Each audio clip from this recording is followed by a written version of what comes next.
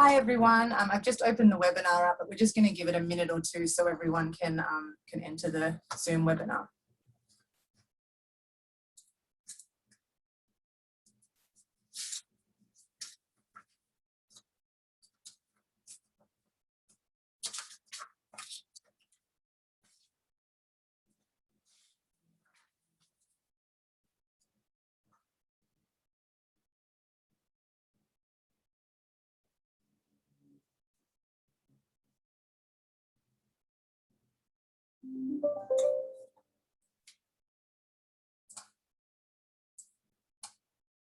Just going to give it another minute or so and then we'll start the webinar.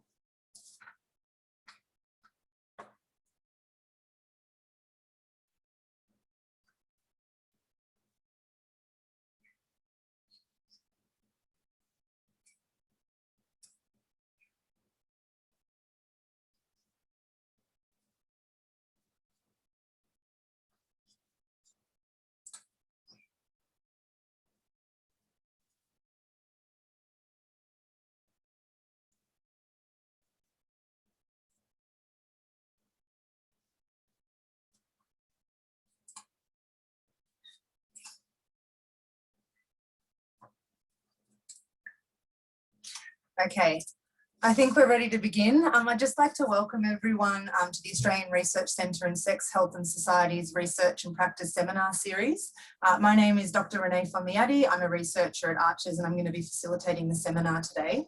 I'd like to begin by acknowledging traditional owners of country throughout Australia and recognise their continuing connection to land, waters and culture.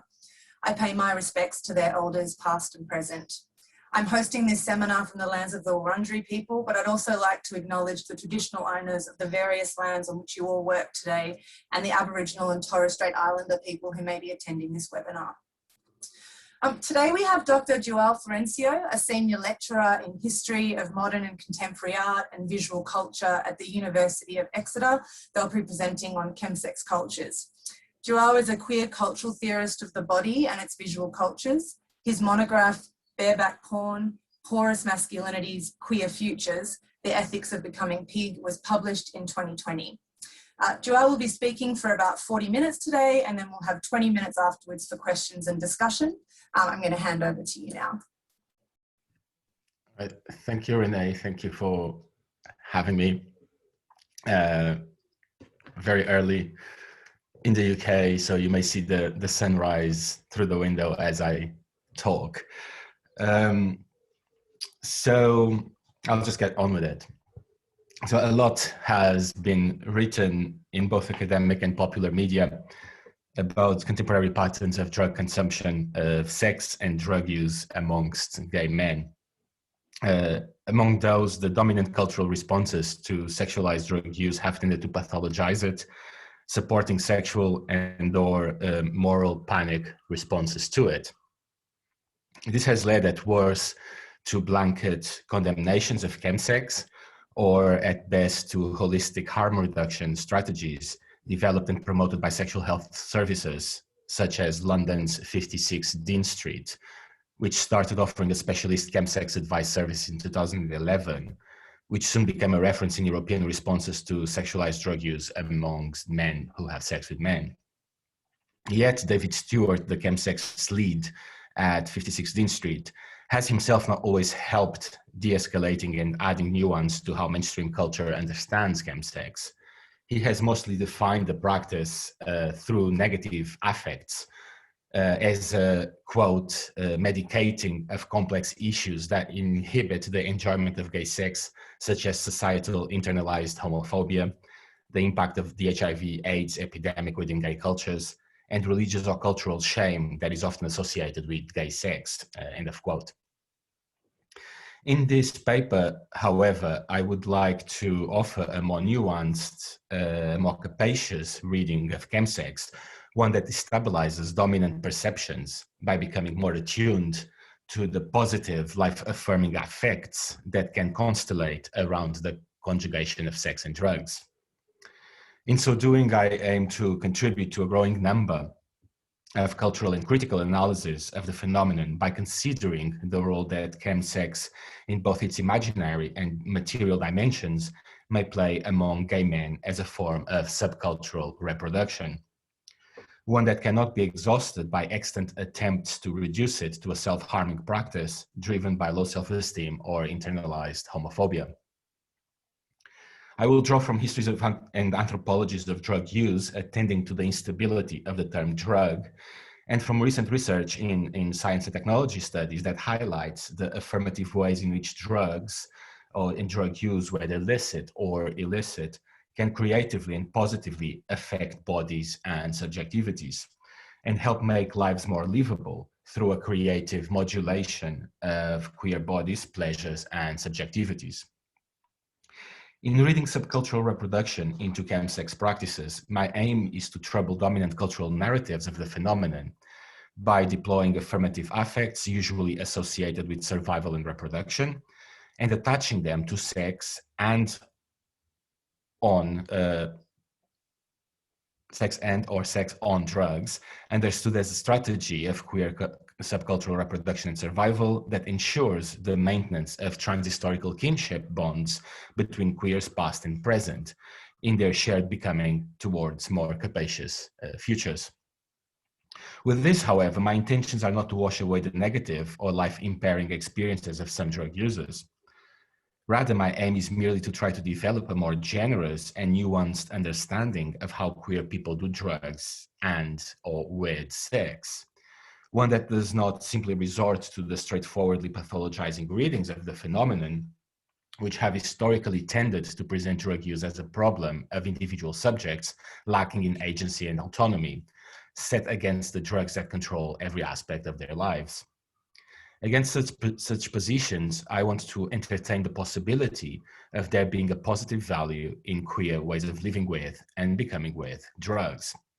A value that can be at least as much life-affirming as it is often assumed to be simply life-negating.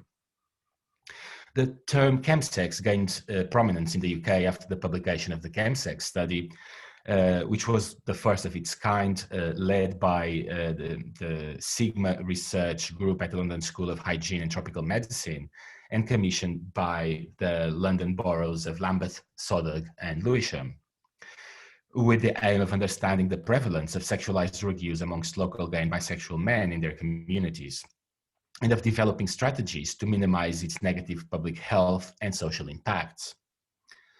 Yet, whilst the report offered a very clear picture of the phenomenon in London as being one of a small scale that mostly included men who did not think of themselves as having a problem with their use of drugs, who had developed strategies to manage their consumption through controlled dosing or limited engagement, and who were welcoming of information on harm reduction, the study eventually reached readers beyond its originally intended local authority readership, leading to a series of mainstream sexual health, sexual panic news stories that tended to paint a picture of a London gay community on the precipice, heading fast towards an abyss of collective self-destruction. While, as Jamie Hakim has convincingly argued, the newly coined practice of chemsex can only be properly understood as a manifestation of long-standing historical tensions intensified during neoliberalism's struggle to hegemony in the UK, so including those between public and private space in the context of gentrification, the fast-changing architectural shape of our cities, patterns of migration, and the tension between individualism and collectivity that have marked the history of both LGBTQ plus intimacies and politics. The modern histories of drugs, drug use, addiction, and the war on drugs have always been deeply political ones, having become battlefields inseparable from developing modern Western ideals of the body, subjectivity, autonomy, and political agency under capitalism in both its liberal and neoliberal formations. While exhaustively mapping those histories lies beyond the scope of my talk, noting some of their main tenets remains important if we are to better conceptualize what we've come to know as chemsex, its associated moral, sexual, and technological panics, and the biopolitical paradigms governing the vast majority of legal, public health, and sexual health responses to it. Led by attempts to at once ensure population health and protect as much as possible the ideals of autonomy, individual agency, and free will that have been so fundamental to the reproduction of neoliberal rationality, public health and legal responses to drug use have always inhabited a space of tension.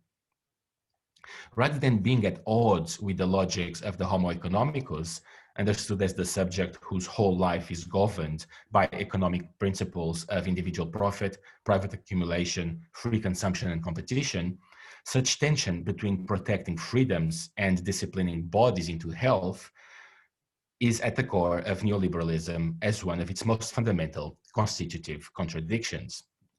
As Michel Foucault had already noted, the new governmental reason needs freedom, therefore. The new art of government consumes freedom. It consumes freedom, which means that it must produce it. It must produce it, it must organize it.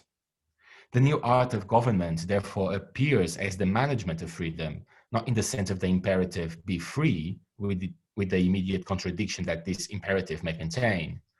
The formula of liberalism is not be free. Liberalism formulates simply the following: I am going to produce what you need to be free. I am going to see to it that you are free to be free. And so if this liberalism is not so much the imperative of freedom as the management and organization of the conditions in which one can be free, it is clear that at the heart of this liberal practice is an always different and mobile problematic relationship between the production of freedom and that which in the production of freedom risks limiting and destroying it.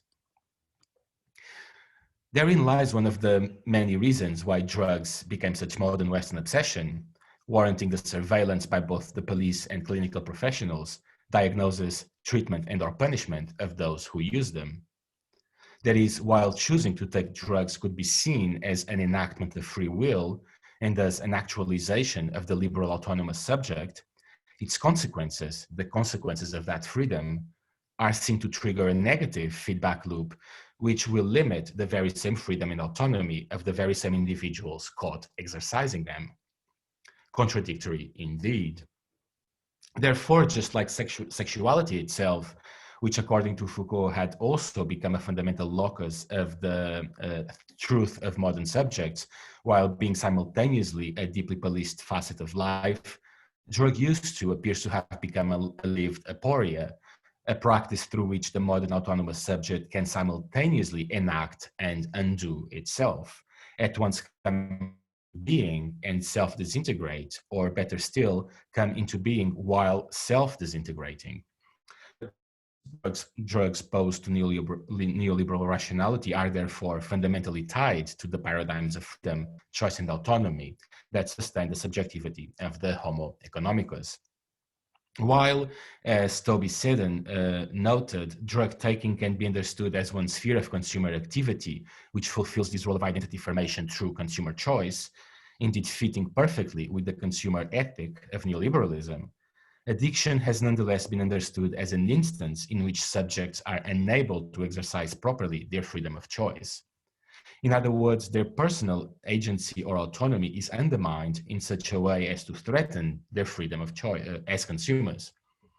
The very same freedom that nonetheless also framed their choice to consume drugs in the first place. It was this conundrum that led to the various iterations of the war on drugs that has been ongoing and developing since the late 1800s in an attempt to distinguish between substances taken as out of medical necessity and those that constitute a dangerous consumer lifestyle. As a result, a border between the autonomous and productive goods subject of neoliberalism on the one hand and its addicted counterpart on the other had to be not only clearly laid out, but also highly policed. As Claire Rasmussen stated when discussing the war on drugs, in order to be viewed as an autonomous subject, certain choices must be forbidden. The subject must be in some sense addicted to autonomy in a continual willingness to self-govern and remain a good subject. This results in the abjection and demonization of the drugged out consumer, to quote Kane Race, that poignant counterpoint to conceptions of agency in the expanding force field of consumption and mass communication. Yet it would be useful to remember that while mind-altering substances have been consumed throughout the whole of human history, the notion of drug, narcotics, and addiction are modern creations, having emerged in the context of the Industrial Revolution and Western capitalism. They also lack stability, being deeply contingent on the histories of the cultures in which they are produced and circulate as part of a diversity of regulatory, legal, and medical apparatuses. As Dave Boothroyd claimed, ideas about drugs, as much as the uses that have been made of them, have been decisive in the formation of specific cultures through the ages, meaning that even ideas of what may or may not be regarded as a drug in the first place are ultimately subject to culturally specific epistemologies, taxonomies, conceptual frameworks, and so forth. As it had been the case with pornography, our cultural understanding of the term drug first emerged in regulatory documents produced by modern nation states in a biopolitical attempt to legislate, regulate, and manage the life of their populations. Like porn, drug is thus primarily a legal category. Like porn, it is understood to lead to the moral decay of society and to hinder the autonomy of individuals through impairing their free will by means of a set of symptoms the 1900s diagnosed as addiction. This led to both drugs and porn being at the center of many of the moral panics and culture wars that have been ongoing since the second half of the 20th century. While a whole set of substances with psychoactive properties are either freely consumed in contemporary Western societies, for instance, coffee, tea, or chocolate, vaguely regulated, such as alcohol and tobacco, or accessible through medical prescriptions, morphine, sertraline, codeine, methylphenidate, dextroamphetamine, benzodiazepines, etc., the sale and consumption of others tends to still be criminalized in the vast majority of contemporary states. Tetrahydrocannabinol, methamphetamine, GHB, cocaine, heroin, etc. The move towards criminalization of the sale and or consumption of some psychoactive substances, one that started brewing in the late 1800s with the creation of a new category of dangerous drug, and was then marked since the late 20th century by the progressive development and implementation of strict treatment protocols and increasingly tougher criminal laws, was therefore a deeply political and cultural one, driven not only by emerging concerns with protecting the idealized autonomy of the modern liberal subject as both citizen of a polity and standing reserve of labor and consumer power, but also by rising fears that perceived threats of foreign invasion started triggering in the modern imaginary. Those fears manifested themselves in two main ways. First, the fear that the incorporation of substances seen not to belong in the body would threaten the survival of individual bodies. And second, the fear that national borders, porous to the inward movement of increasing numbers of foreign migrant workers in the context of a developing global capitalist market, could threaten the body politic of the nation itself. As such, the various national iterations of the war on drugs were part of a wider immunological response that aimed to protect the body, both individual and national, ensuring its self-sameness and continued reproduction. Given its development as an attempt to defend the identity of the body against intruders, it is unsurprising that understandings of what constitutes or not a drug, of what substances are allowed to be consumed and those that aren't, have historically been part of an assemblage of institutions, power, knowledge, practices, affects, identities, and technologies that has worked to both produce and reproduce the hegemony of the modern Western subject and its culture by immunizing it against foreign influence and political subversion. The fight against drugs has thus always been historically inseparable from racism and attempts to control subordinated groups perceived to pose a threat to the order of the body politic, just like drugs are seen to pose a threat to the autonomy of our individual bodies. Through, for instance, the historical association of opium with Chinese communities in the US, of crack cocaine with Black American communities, of methamphetamine with the working classes and the queers, drugs and drug addiction have taken up an important place in our cultural imaginary, being the substances teenagers are supposedly offered at school by those wanting to corrupt their bodies and morals, and the substances taken by subordinated communities purportedly with the intent of destroying the harmony of the nation. Yet the decision to take recreational drugs can be framed within the neoliberal logic of consumer choice. And if contemporary, if that decision can be framed within the neoliberal logic of consumer choice, and if contemporary identities are primarily shaped through patterns of taste and distinct rituals of consumption, patterns and cultural contexts of drug use should, as much or even more than drugs themselves, be seriously taken into account as central to the formation not only of modern subjectivities, but also of subcultural identities. As Kane Race noted, the distinction between good drugs consumed out of medical necessity and those bad drugs seen to be taken purely as lifestyle gets mapped onto lives and identities in cultural, consequential ways. That is true whether we are talking about, say, D-amphetamine taken by middle-class students in US Ivy League universities to excel at their studies, or methamphetamine taken by queers to amplify, tune, and modulate their sexual pleasures and experiences. The difference between those two examples has less to do with differences in the chemistry or pharmacology of the substances being consumed, and more to do with the specific cultural contexts of consumption, the assemblages of human and non-human, biological, technological, and symbolic bodies that coalesce in each instance of drug taking, leading to rather different judgments of value being made of each drug, as well as of those consuming it. Insisting on the ways in which contemporary identities and cultures are shaped and modulated primarily through patterns of consumption and consumer cultures, however, should not be interpreted as an attempt to devalue or diminish said identities and cultures. After all, while the members of one of these consumer groups that you can see here remain highly valued and legitimate social actors within the dominant culture, the other continue to be seen as problematic, engaging in patterns of drug taking that are seen to be abject. Yet drugs and drug consumption play an important role in the lifestyles of both. Further, as Kane also warned us, while we may share concerns with regards to the limitations of identity politics as they have been shaped through neoliberal rationality and consumer culture, that mustn't mean that we may discredit the identities or struggles of subordinated groups. Instead, there is, to quote Kane Race, there is something worth retrieving about the emphasis on embodied pragmatics that the politics of consumption has helped to bring into focus. Something of the order of a politics of experience that can help us understand how, against the odds of mass cultural atomization, popular histories are transmitted, lived, and recognized as a basis for action and context that continue to pose considerable challenges to the terms of power. So it is only by attending to those practices and contexts of drug consumption, as well as to their histories, that we will be able to understand drug use and the seemingly never-ending war on it in a more capacious manner, not simply as the individual behavior of a broken subject, but as a constitutive and rather meaningful part of cultures themselves, one that has the ability to assemble fragments of subjectivity.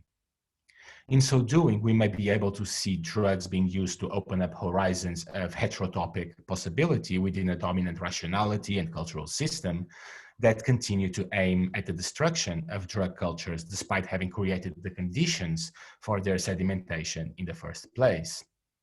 Only in pursuing that kind of work will we be able to illustrate how cultural formations, practices, habits, and events can be viewed in terms of their articulation by drugs, and how theoretical investigations and representation of a specific element of culture such as drug use and the range of cultural phenomena and forms co-articulate one another. Work in this tradition contributed greatly to the critical displacement of the rhetoric of deviance in the sociological representation of drug use in favor of a more sophisticated critical thinking which regards drug culture as expressive of social meaning. It is in line with that kind of work which sees drug culture as expressive of social meaning that I would like to attend to the history of sexualized drug use amongst gay men and to its affirmative affects. An approach of this kind allows us to frame chemsex as a practice that may be less or not just about self-destruction or internalized homophobia, as some public figures, both straight and gay, seem to believe, and more or also about affirming and sustaining the life of a subculture, ensuring its reproduction not only through drug use, but also through its associated ethics of experimentation and care. Drug consumption among gay men in sexual contexts is, after all, nothing new. Drugs in some form or another have been a part of queer culture for a very long time and are certainly present in a lot of 20th and 21st century queer cultural outputs. In literature, for instance, they appear alongside sex in authors like Jack Kerouac, William Burroughs, Allen Ginsberg, Larry Townsend, Andrew Holleran, Larry Kramer, Monique Wittig, Samuel Delaney, Mathieu Lindon, Guillaume Dustin, Eric Rémet, Albert Topat Califia, Dennis Cooper, Ocean Vuong, Gotti Fleischmann, among many others. They are there too in queer cinema, from Andy Warhol's Chelsea Girls to John Cameron Mitchell's Short Buzz, from Todd Vero's adaptation of Cooper's novel Frisk to Juliet Chiang's Fluido, from Gus Van Sant's My Own Private Idaho to Aston Martin Bergsman's Something Must Break. Drug use was so quotidian in Warhol's Factory that, as Juan Suarez noted, amphetamine certainly fueled the energy and creativity of the two main groups that peopled the mid-1960s Factory, the fags on speed, who gathered at the San Remo, and the college-educated Harvard-Cambridge set.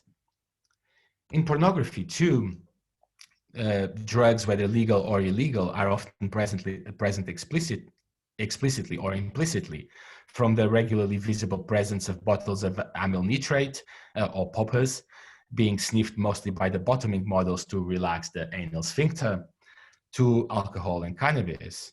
More recently, crystal methamphetamine has also started appearing or being alluded to in growing numbers of online amateur gay porn content uploaded to PornTube platforms or available via live via video chat rooms.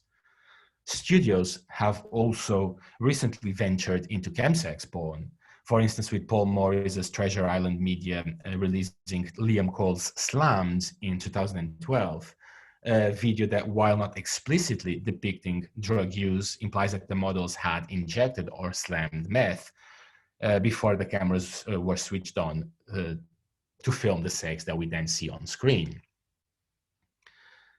These are only a few examples of the ways in which drugs have historically been part of the queer sexual imaginary of the 20th century and has helped shape the 21st century chemsex imaginary.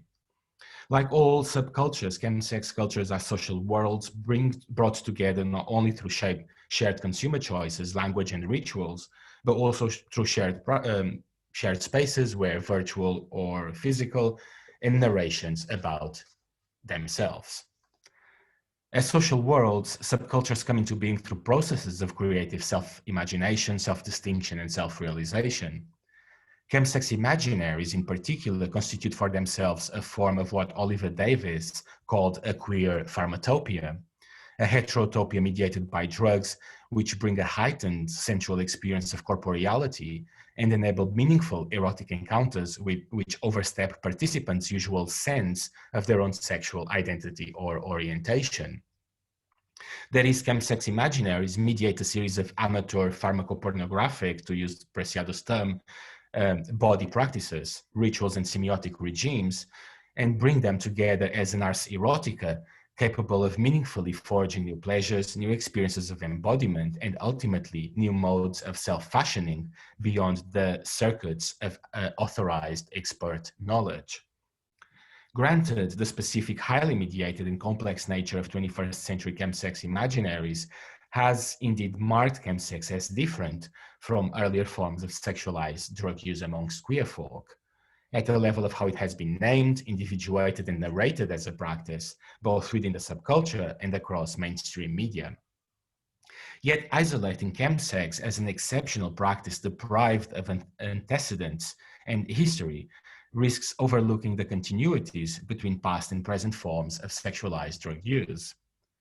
This is important because it is through exploring those continuities that we can better grasp not only the reproduction of cultures of sex and or sex-owned drugs, but also how they may have changed alongside changing sex media and cultures, regulatory, juridical, and health regimes, paradigms of health and illness, autonomy, and freedom. To use a viral metaphor, it is the mutation of sexualized drug cultures themselves and of their imaginaries that indeed ensures their replication and survival through time.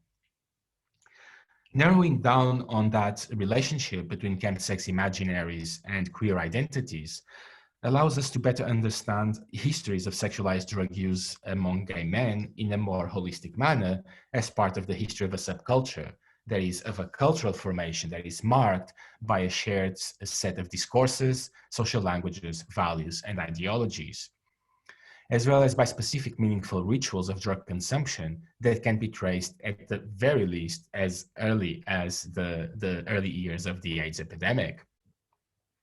As Frederick and Perron have argued, one of the biggest failures of the US drug war is that it has repeatedly failed to approach drug use through a subcultural framework, therefore ignoring the role of drugs in shaping the social imaginaries and consequently the self-conceptions of users.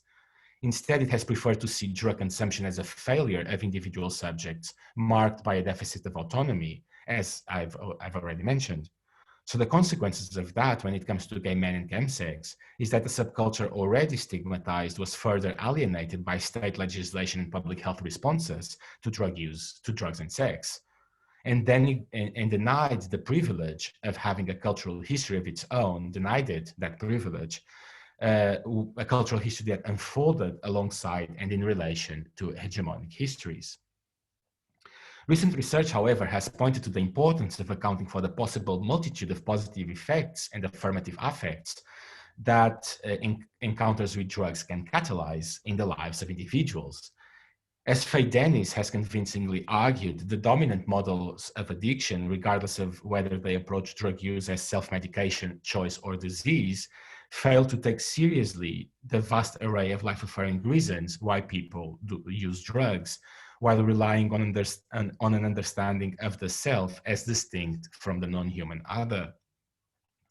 Veering away from conceptions of drug use as being always already about a failed or pathological relationship between a human subject, the drug user, and a non-human object, the drug, Dennis proposes that we approach bodies and by extent subjectivities as something that we do, therefore inviting us to think the interacting enmeshment of human and non-human matter in the becoming of bodies, subjects, and lives. In her words, there is no outside and inside that is not made, and therefore we cannot start from the premise of subjects or bodies as separate from objects or medicine. The fact that everyone is in a constant state of self-medication, incorporating and excorporating, in becoming more or less active, affected, and affecting, renders the concept moot. Such a concept of human life can also lead to a radical depathologizing of drug use without disposing of the fact that not all encounters with drugs are good. So resonating with Dennis's research, as well as with Oliver Davis's work on queer Pharmatopia, Kieran Pinard in Murphy Can Race and Toby Lear have recently drawn attention to the ways in which queer folk use drugs as technologies of the self. Building on semi-structured interviews with 42 people, self-identified as LGBTQ in Victoria, New South Wales, the authors claimed that sexualized drug use was valued for its potential to generate new ways of relating to sexual partners, to facilitate particular sexual practices that may otherwise be uncomfortable or even unthinkable, and to experiment with what the body can do. In that way, drugs played an important role in modulating what the authors call sexual architectures, the erotic relations, emotions, practices, spaces, and meanings that jointly constitute the sexual experience. Furthermore, and in the words for many of the participants, their experiences with drugs effectively produced them as different kinds of subjects, transforming them from members of stigmatized minorities to agentive, desiring, socio-sexual subjects. leading the authors to claim that drugs can be understood as technologies that enable the production and affirmation of both queer subjects and queer communities. Recognizing those entanglements of human and non-human matter in the becoming queer of subjects makes it possible to identify and foster the logics of care, safety, and pleasure that are immanent, but all too often overlooked within these cultures. Following the Kieran and Brace's and Toby's and Dean's work, and drawing from Sylvan Tompkins's claim that I am above all what excites me, I would argue that sexualized drug consumption among queer folk can function as a kind of pedagogy of the self that is structured and mediated subculturally via chemsex imaginaries. Highlighting this pedagogical aspect of chemsex subcultures allows us to better take into account the ways in which sexualized drug use may catalyze positive affects that affirm the lives of queer subjects, instead of reading it simply as a set of always already negative and self-hindering encounters. If, as Pinar and all argued, drugs are not only consumed by individual subjects, but are active in materializing these subjects, one can start accounting for the possibility that drug consumption practices may be an important modality for enacting new subjectivities, particularly the ones that depart from intelligible disciplinary forms. In that context, it is not only vital to stress the interaction of drugs and bodies in the becoming of queer subjects and in their own survival as queer subjects, but it is also crucial to take into account the role that sexualized drug use in its capacity as a pedagogy of the self has played in the historical reproduction and survival of queer subcultures themselves. So subcultural formations are produced and reproduced through the sharing of experiences, patterns of consumption, spaces, argot, and rituals, as well as peer-to-peer or consumer-to-consumer engagement and learning. While subcultural forms of pedagogy, subjectivities, and feelings or of belonging may require a sense of separation or distinction from the dominant culture, they often also occur through processes of appropriation and resignification of elements of the culture against which they nonetheless distinguish themselves. To go back to the examples of methamphetamine and de-amphetamine that I've given earlier, one could argue that the existing radical distinction made between the two drugs and their users is not based on the chemistry or pharmacology of either, but instead on the kinds of social relations and subjectivities their distinctive cultures of consumption reproduce, as well as the different value assigned to each of them within the dominant culture. While the first pattern of drug use contributes to the reproduction of the dominant social order and of its hegemonic subjectivities, the second ensures the reproduction of subcultural formations and of the subjectivities they constitute and validate. What are two very similar drugs when it comes to their chemistry and pharmacology acquire two radically different meanings, or sets of cultural meanings and value, on the grounds of the distinctiveness of their individual contexts and patterns of consumption, as well as the different cultures and subjectivities they are seen to reproduce. As Eric Hannes noted in his study of punk subcultures, the authentication of styles and identities involves enacting a subcultural background text through the linking of scripts to patterned sets of meaning within which objects are performed and validated as part of the subcultural, accounting for both similarities and differences, as well as subcultural reproduction and change. The point here is that objects, so such as drugs in this case, are not meaningful sui generis, but rather they become meaningful through these deep structures of subcultural meaning. If in the case of the amphetamine taken by college students, what is being reproduced are subjectivities grounded on the pursuit of productivity, profit, and self-entrepreneurialism, methamphetamine consumed by gay men during days-long group sessions of sex catalyzes the production and reproduction of bodies that both depend on and veer away from neoliberal rationality and subjectivities. That is, both cultures of drug use share with one another their dependence on patterns of consumption and rewards, as well as the pursuit of individual pleasure, the work hard, play harder mentality that made the logics of work so pervasive in spaces of leisure, that work and entertainment including licit and illicit drug use, have ended up today as two sides of the same coin. Yet chemsex subcultures, their imaginaries and sexual scripts also disrupt those hegemonic understandings of the male body and of the liberal subject, whose conception as an autonomous, self-enclosed unit was central to the development of bourgeois subjectivity and neoliberal rationality. It does so by eroticizing the body's porosity to foreign matter and by opening it to queer experiences of ecstatic time that are no longer connected with productivity, profit, or sexually reproductive futurism. In so doing, the subcultural subjectivities chemsex reproduces throw a spanner in the works of the normative chronobiopolitics of heteropatriarchal culture. In taking into account the role chemsex plays in queer subcultural reproduction, we will also be able to simultaneously locate and highlight the practices and pedagogies of care circulating within those cultures and work to ensure that they too are reproduced.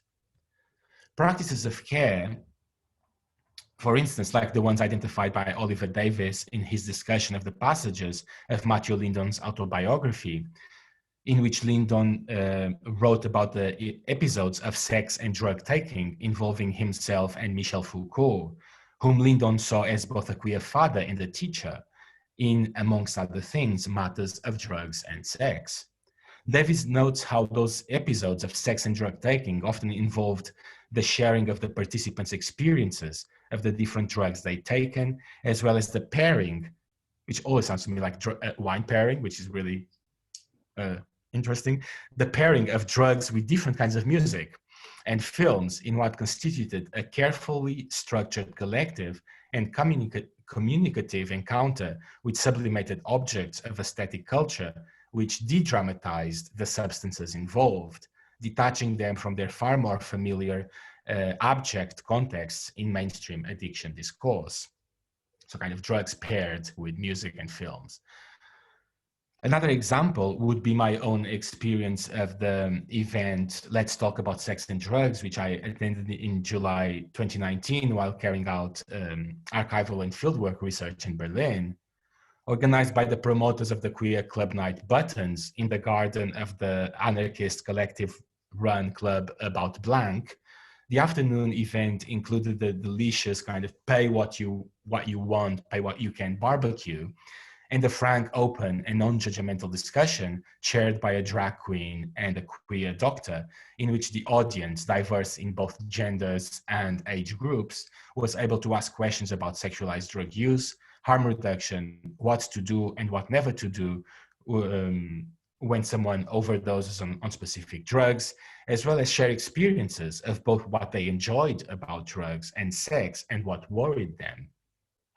Also present at the event were various queer community organizations, giving away free kits for a safer use of drugs such as GHB, cocaine, or crystal meth. If these kinds of amateur pharmacological knowledge exchanges already happening, so it is these kinds of amateur pharmacological knowledge exchanges already happening and being reproduced intergenerationally within queer communities, kind of exchange that values the life-affirming effects of drugs, that drugs can have in terms of creative experimentation with bodies, pleasures, and subjectivities, that, as Ken Race also noted, is often absent from institutional responses to chemsex, even when those are guided by harm reduction paradigms. So it is due to its function as a form of pedagogy that ensures the reproduction and survival of a queer subculture that chemsex should be approached not simply as a life-hindering practice, but also as a life-affirming culture. In ensuring the reproduction and survival of queer bodies and ways of living, chemsex cultures and their imaginaries also ensure the very survival of the subcultural subjectivities of queer folk who participate in them, as Pinar and all have also shown. Approaching chemsex cultures in such a way will allow both researchers and clinicians to develop more capacious protocols to deal with any potential negative consequences of drug use and addiction without overlooking the life-affirming value, sometimes very much life-saving value, that chemsex can have in the lives of those who partake in it. In so doing, discourse on sexualized drug use can better acknowledge the subcultural dimensions and value of the latter, and through that move beyond paradigms of individual or societal pathology, such as the ones embodied in the war on drugs, focusing instead on fostering the ethics of care that is already often found within chemsex cultures themselves. Thank you.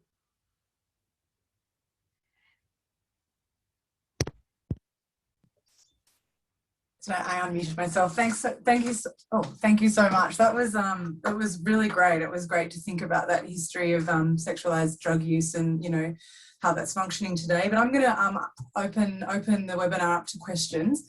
As your sun has risen, by the way, our sun is setting, so I now have this nice sun strip across my forehead. But if anyone has a question, you can chuck it in the chat function or raise your hand, and I'll unmute you and turn your camera on if you like. If no one has a question, I can kind of kick off while people are warming up.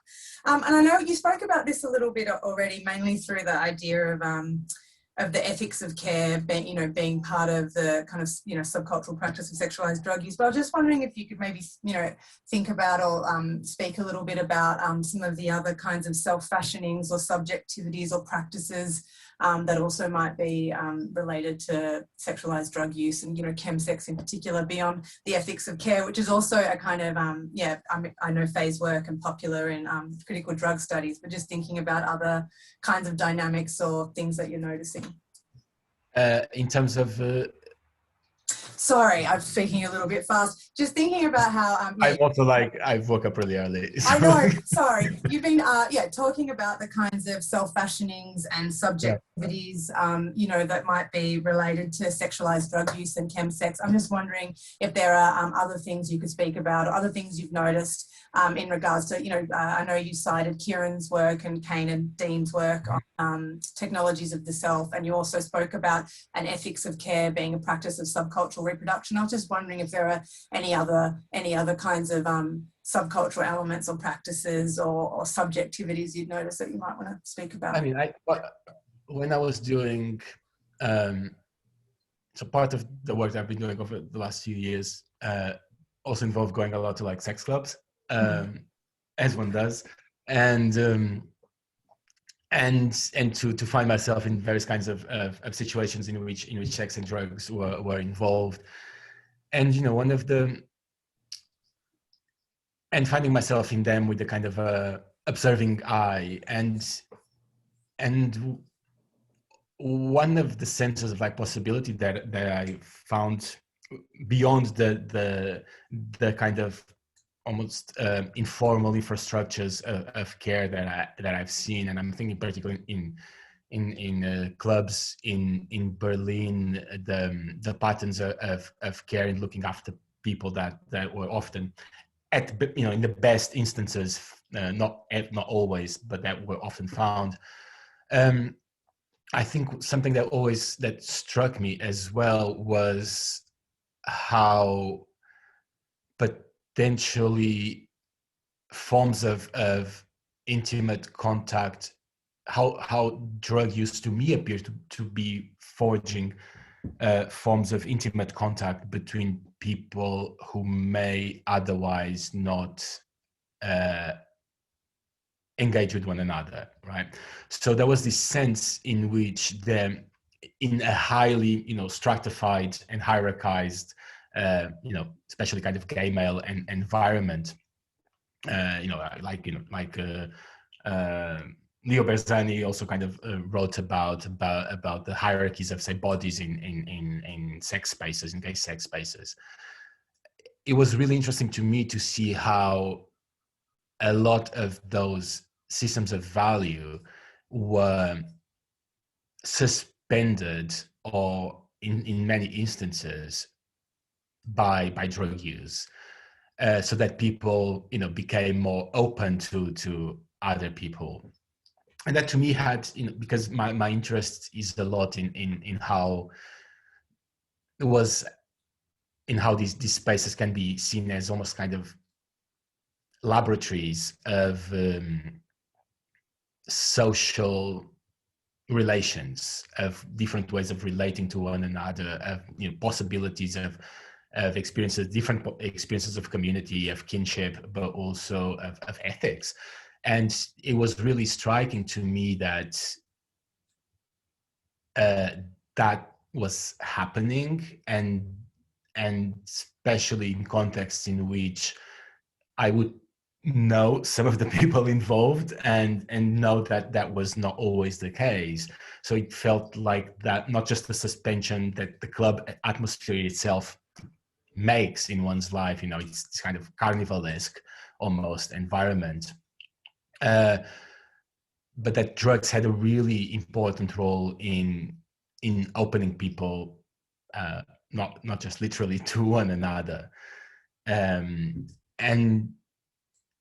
from a kind of almost like a political standpoint and an ethical standpoint, that to me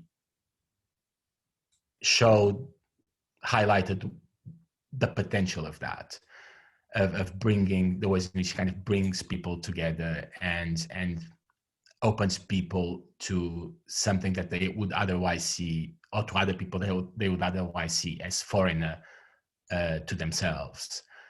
So as kind of mediators of new forms of like intimacy and sexual sociability. Mm. All right, thank you. That was a really great answer. I'm just going to turn now. Kane had their hand up first, so I'm just going to allow to talk. Can you speak now, Kane? Hi, João. Hi, Katie. Thank you for getting up so early and reading and presenting this. You know, it's a fabulous paper. I'm going back to bed, trust me.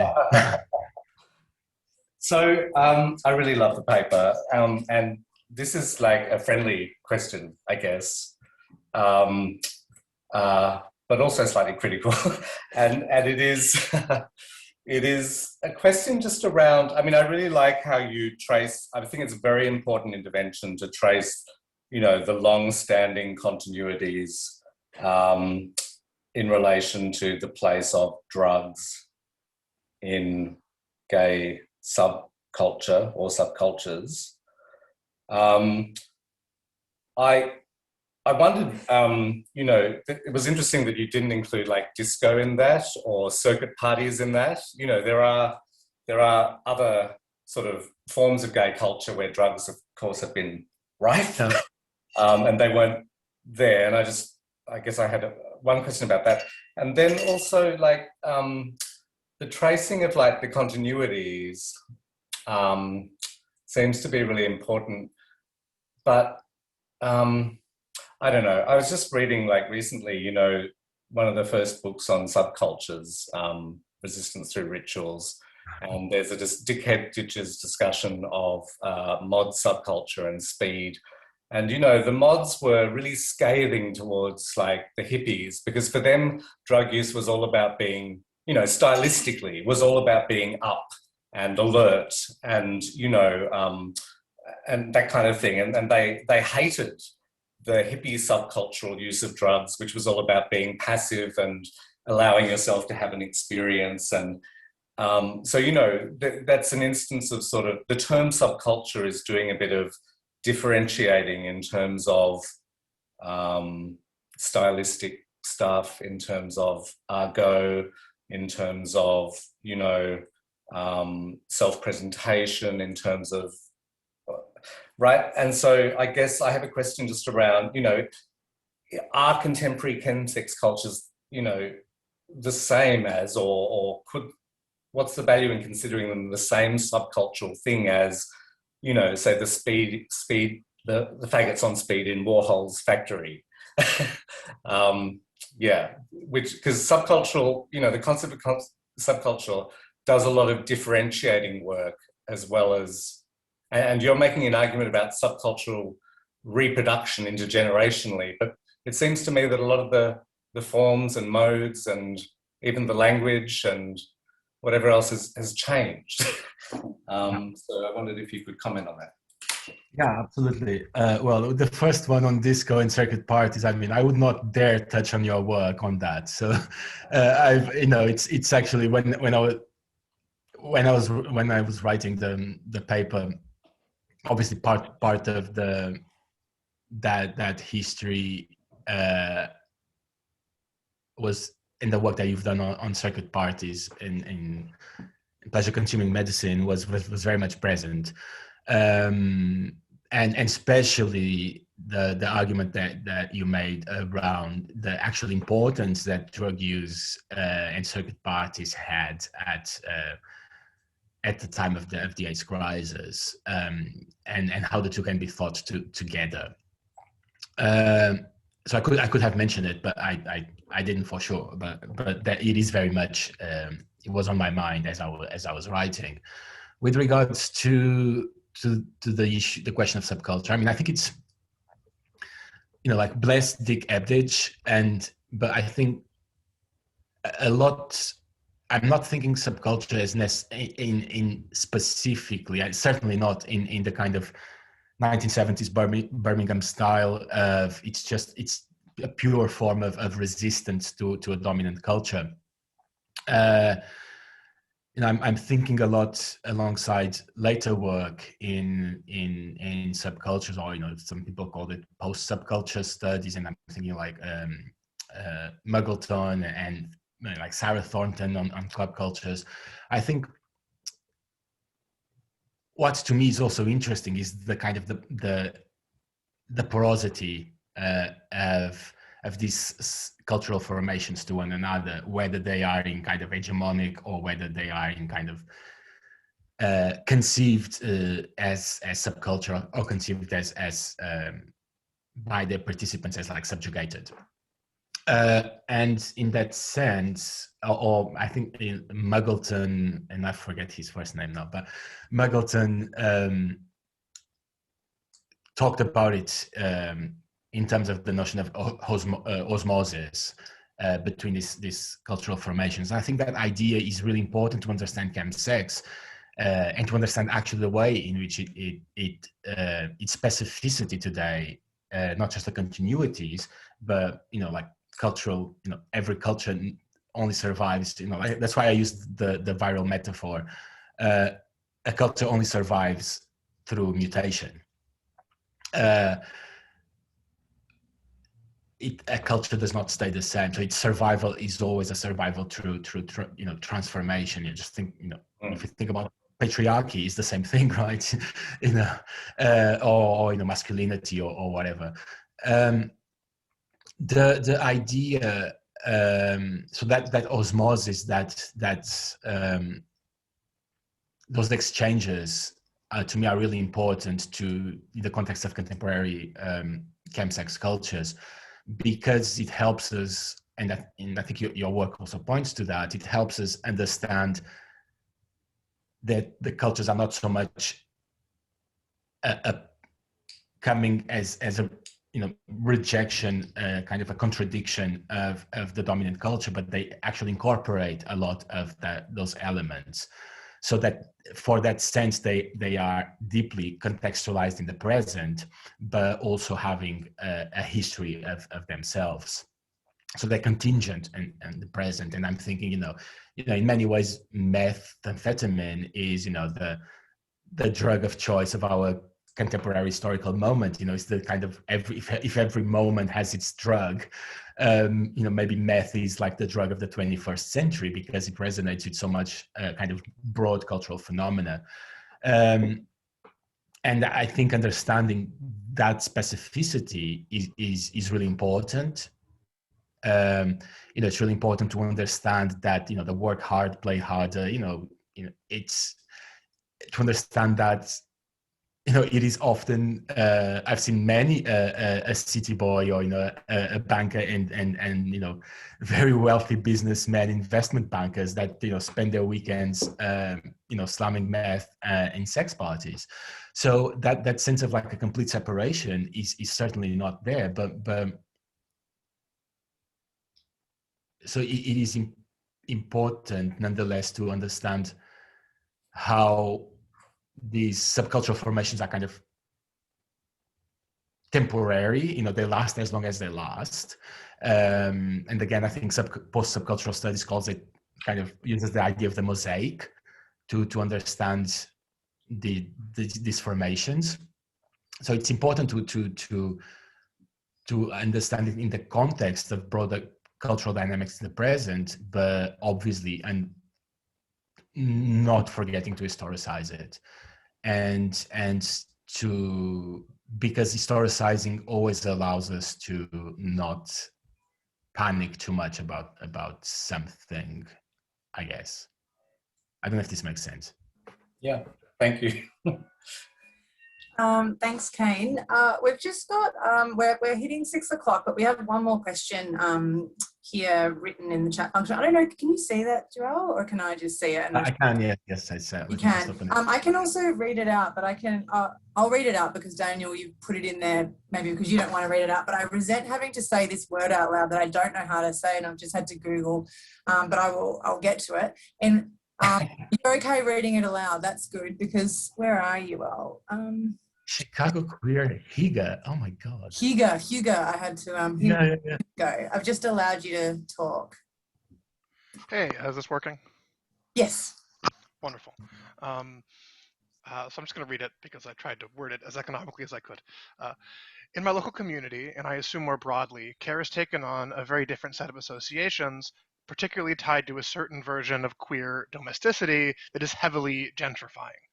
An example of this is the Facebook group Chicago Queer Higa, which is giant and a really weird networking space for people doing all kinds of art stuff. Is very strange. This, what you talked about today feels like a very different deployment of care. Is there particular work that concepts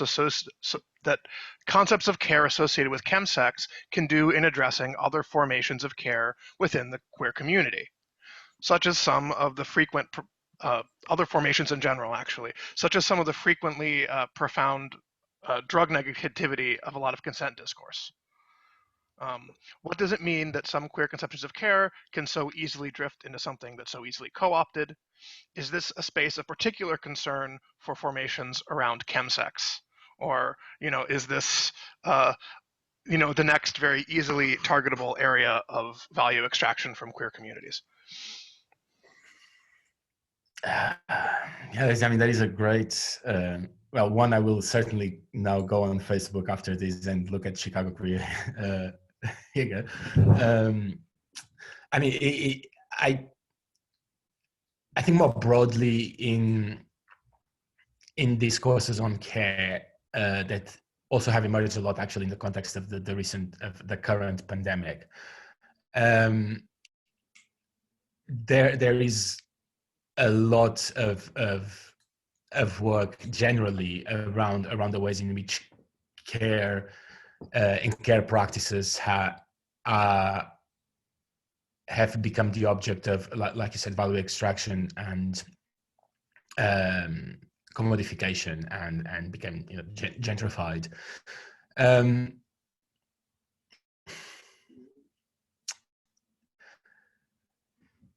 Yeah, I mean, I think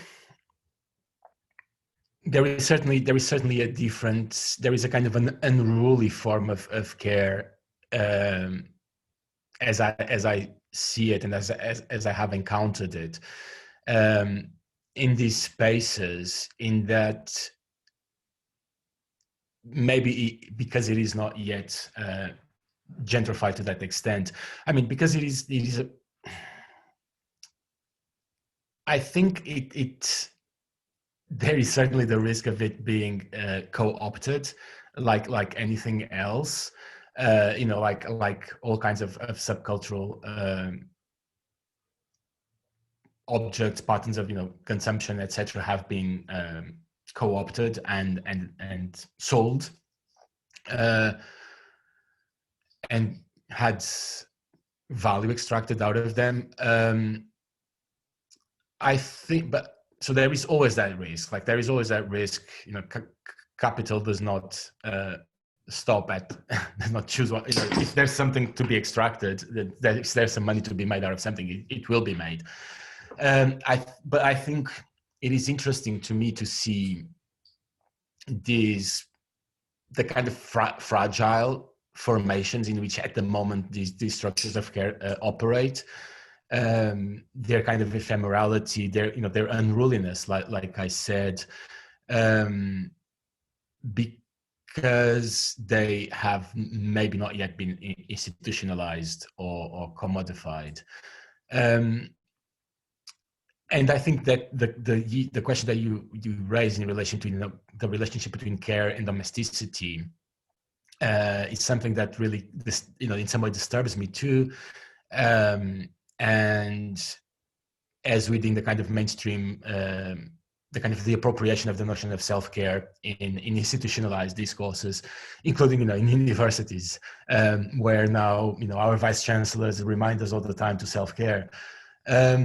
So when that history, the history of self-care is very much an activist and an activist practice, and an activist, especially led by queer and Black communities, and is now completely institutionalized. So there is always that risk in relation to. I think your question of consent is really interesting, and the relationship between drug and consent. And that, I think that is why, to a certain extent, I feel that the kind of dominant, at least in the UK, the dominant politics of affirmative consent as the kind of the single way in which good sex is thought, has lots of limitations, because we're not thinking, by just reducing sex to affirmative consent, we're actually not thinking about bad sex and sex that is difficult, sex that is hard, sex that involves kind of negative affects, and those things cannot be captured by affirmative consent, nor can be captured, nor can consent capture the space of drugs and this relationship between drugs and agency that consent and affirmative consent really depend on. I think that is, again, there is some practices emerging, or that I've witnessed in some of these spaces around, are they too drugged out to fuck, or are you okay? I've seen this, actually. I'm remembering a particular scene in a dark room in a club in Berlin, where someone was clearly very, very high on a sling or something, and it was, as soon as that was noted, there was kind of chaperones, kind of the hosts of the party, or people who were working for the party, who came in and kind of checked in with the person, because they were obviously out, and whether they were okay to continue they were okay with what was being done to them. So I think that there is still a lot to consider in terms of drugs and consent. But I think that's also why it is important that, whilst understanding the value, the potential value that drugs have, that we also attune ourselves to one another, and kind of and ensure that those principles of care, in whichever form they at least stay in our minds. I don't know what else to say. I think it's a really important question with a lot of important points that I don't think I have clear answers to. But yes.